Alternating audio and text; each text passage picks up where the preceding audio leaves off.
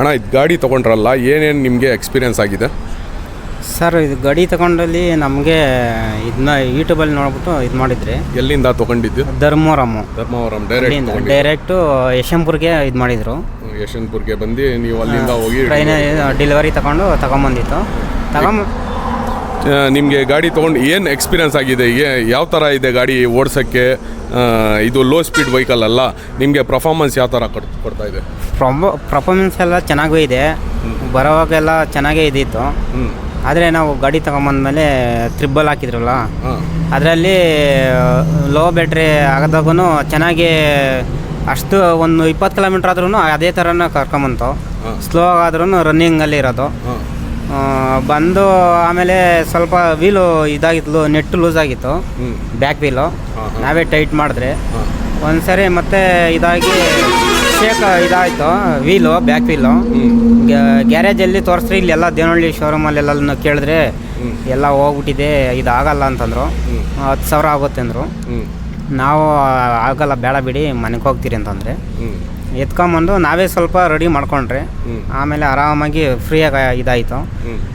ಮತ್ತು ಸ್ವಲ್ಪ ಇವರು ಗ್ಯಾರೇಜ್ ಹತ್ರ ತಗೊಂಡೋಗಿ ತೋರ್ಸೋದ್ರನ್ನ ಅವ್ರು ಬಿಚ್ಚಿಬಿಟ್ಟು ವೀಲು ಅದೇ ಈ ಥರ ಆಗಿ ಪ್ರಾಬ್ಲಮ್ಮು ಟೈಟ್ ಆಗೋದು ಫುಲ್ಲು. ಆವಾಗೂ ನಮ್ಗೆ ಯಾಕೆ ಈ ಥರ ಆಗ್ತಿದೆ, ನಾವು ರೆಡಿ ಮಾಡ್ಕೊಂಡು ವೀಲ್ ಟೈಟ್ ಆಗೋಗ್ಬಿಡು, ವೀಲ್ ಟೈಟ್ ಆಗೋದು. ಒಂದು 5 ಕಿಲೋಮೀಟ್ರ್ ಬಿಚ್ಚಿ ನೆಟ್ಟು ಬಿಚ್ಚಿ ಹಾಕಿದ್ರೆ 5 ಕಿಲೋಮೀಟ್ರ್ ಹೋದರೆ ಬಿಸಿ ಬಂದು ಜಾಮ್ ಆಗೋದು, ಸ್ಮೂತೇ ಇರ್ತಾಯಿರಲ್ಲ, ಇದೇ ಆಗೋದು. ಮುಂದ್ಗಡೆಯಿಂದ ಇದನ್ನು ಸ್ಟೇರಿಂಗ್ ಸ್ವಲ್ಪ ಎತ್ತಿ ಬಿಡೋದು. ಆಮೇಲೆ ನಮ್ಮ ಹಂಗೆ ಕೆಲ್ಸಕ್ಕೆ ಹೋಗ್ಬಿಟ್ಟು ಬರ್ತಾಯಿದ್ರೆ ಫುಲ್ಲು ಬ್ಯಾಟ್ರಿ ಸ್ವಲ್ಪ ಇನ್ನೂ 2 ಪಾಯಿಂಟ್ ಇತ್ತು. ಇವು ಇಬ್ಬರು ಬರ್ತಾಯಿದ್ರೆ ಇದಕ್ಕಿದ್ದಂಗೆ ಡಿಸ್ಪ್ಲೇ ಸಮೇತ ಆಫ್ ಆಗ್ಬಿಡ್ತು, ನಮಗೆ ಗೊತ್ತಾಗಿಲ್ಲ. ಆಮೇಲೆ ಏನು ಮಾಡಿದ್ರಿ ನೀವು? ಆಮೇಲೆ ಗಾಡಿ ಕಟ್ಕೊಂಡು ದೇವಳ್ಳಿ ಕೇಳ್ಕೊಂಬಂದ್ರೆ ಅಲ್ಲಿ ಒಂದು ಶೋರೂಮ್ ಇದೆ, ಎಲೆಕ್ಟ್ರಿಕಲ್ ಶೋರೂಮ್ ಇದೆ, ಅಲ್ಲಿ ತೋರ್ಸೋದ್ರೂ ನೋಡ್ತೀರಿ ಅಂದರು. ಸರಿ ಆಯ್ತು ನೋಡ್ರಿ ಅನ್ನೋದ್ರೂ ಅವರೆಲ್ಲ ಚೆಕ್ ಮಾಡಿದ್ರು, ಅವರಿಂದೇನೂ ಆಗಿಲ್ಲ. ಮತ್ತು ವೈರೆಲ್ಲ ಕಟ್ ಮಾಡಿ ನೋಡಿದ್ರು, ಚಾರ್ಜಿಂಗ್ ಹಾಕೋ ವೈರು ಎಲ್ಲ ಚೆಕ್ ಮಾಡಿದ್ರು. ಕಂಟ್ರೋಲಿಂಗು ಒಬ್ಬರು ಬಿಚ್ಕೊಂಡು ಹೋದ್ರು, ಮನೆ ತಕ್ಕೆ ಬಂದಿದ್ರು, ಅದು ಬಿಚ್ಕೊಂಡು ಚೆಕ್ ಮಾಡಿದ್ರೆ ಅದು ಏನಾಗಿಲ್ಲ ಪ್ರಾಬ್ಲಮ್ಮು. 1,000 ಅಡ್ವಾನ್ಸ್ ಕೊಟ್ಟಿದ್ರೆ ಹೊಸದಾದರೆ 7,000 ಆಗುತ್ತೆ ಅಂತ ಹೇಳಿದ್ರು. ನಾವು 7,000 ಎಲ್ಲ ಆಗಲ್ಲ, ಇದನ್ನೇ ರೆಡಿ ಮಾಡಿ ಅಂತ ಹೇಳಿದ್ರೆ ನಮ್ಗೆ ಗೊತ್ತಿರಲಿಲ್ಲ. ಆಮೇಲೆ ಮತ್ತೆ ಅದು ಅವ್ರಿಗೇನು ಪ್ರಾಬ್ಲಮ್ ಇರಲಿಲ್ಲ, ಅದ್ರಿ ಹಂಗೆ ತಗೊಂಬಂದು ಜೋಡಿಸಿದ್ರು. ಇದು ಗೊತ್ತಾಗಲ್ಲ ಸರ್, ನೀವು ಕಂಪ್ನಿಗೆ ಫೋನ್ ಮಾಡಿ ಅಂತಂದ್ರು. ಡ್ಯೂಟಿಗೆ ಸ್ವಲ್ಪ ಪ್ರಾಬ್ಲಮ್ ಆಯಿತು, ನಾವು ಪೆಟ್ರೋಲ್ ಇದು ಮಾಡೋಕ್ಕಾಗ್ತಾಯಿರಲ್ಲ, ಹೇಳಿದ್ರಲ್ಲ. ನಾವು ಅಪ್ ಆ್ಯಂಡ್ ಡೌನ್ ಮಾಡ್ಬೇಕಾದ್ರೆ 300 ರೂಪಾಯಿ ಪೆಟ್ರೋಲ್ ಹಾಕ್ಸ್ಬೇಕು. ಅದರಿಂದ ನೋಡಿಕೊಂಡು ಸುಮ್ಮನೆ ನಿಲ್ಲಿಸ್ಬಿಟ್ಟು ಡ್ಯೂಟಿಗೆ ಹೋಗಿದ್ದೆ ಅವತ್ತು. ಯೂಟ್ಯೂಬಲ್ಲಿ ಆನ್ ಮಾಡಿದ್ದೆ, ನೋಡ್ತಾಯಿದ್ರೆ ನಿಮ್ಮದು ನಮ್ಮ ಕೋಲಾರದ್ದು ಇದು ಬಂತು, ಕೋಲಾರದ್ದು ವೀಡಿಯೋ ನಿಮ್ಮದು ಸಿಕ್ತು ವಿಡಿಯೋ. ನೋಡಿದೆ, ನೋಡಿಬಿಟ್ಟು ಆವಾಗ ನಾನು ಫೋಟೋಸು ಕಳಿಸ್ದೆ, ಈ ಥರ ಆಗಿದೆ, ಅವಾಗ ನೀವೇ ಮಾಡಿದ್ರಲ್ಲ 10 ಗಂಟೆಯಲ್ಲಿ ವಾಟ್ಸಪ್ ಮಾಡಿದೆ.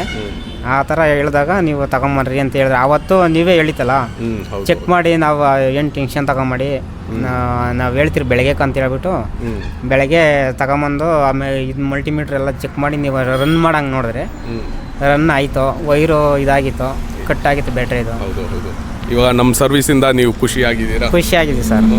ಇವರು ಮೊದಲು ಬೆಂಗಳೂರಲ್ಲಿ ಎಲ್ಲ ಕಡೆ ಸರ್ವಿಸ್ ಸೆಂಟ್ರಲ್ಲಿ ಎಲ್ಲ ಕಡೆ ತೋರಿಸಿದ್ದಾರೆ, ಏನೂ ಆಗಿಲ್ಲ. ನಮ್ಮ ಕೋಲಾರಲ್ಲಿ ಕಾಂಟ್ಯಾಕ್ಟ್ ಮಾಡಿ ಇವ್ರ ಸಮಸ್ಯೆಯನ್ನು ಹೇಳಿದ್ರು.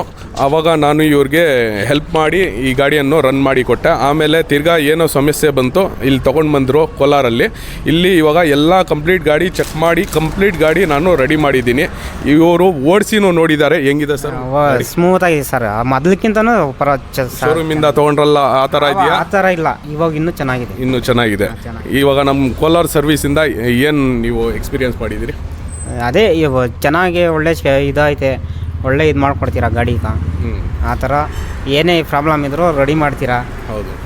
ಕಸ್ಟಮರ್ ಯಾರೇ ಇದು ಮಾಡಿದ್ರು ರೆಸ್ಪಾನ್ಸ್ ಚೆನ್ನಾಗಿ ಮಾಡ್ತೀರಾ, ಚೆನ್ನಾಗಿ ಮಾತಾಡಿ ಎಲ್ಲ ಅದೇನು ಕಂಪ್ಲೇಂಟ್ ಇದೆ ಎಲ್ಲ ನೋಡಿ ಚೆಕ್ ಮಾಡ್ತೀರಾ. ಓಕೆ ಸರ್, ನೀವು ನಮ್ಮ ಶೋರೂಮಿಂದ ಖುಷಿಯಾಗಿದ್ದೀರಾ, ಹಾಗೇ ಇರಲಿ. Okay sir, thank you.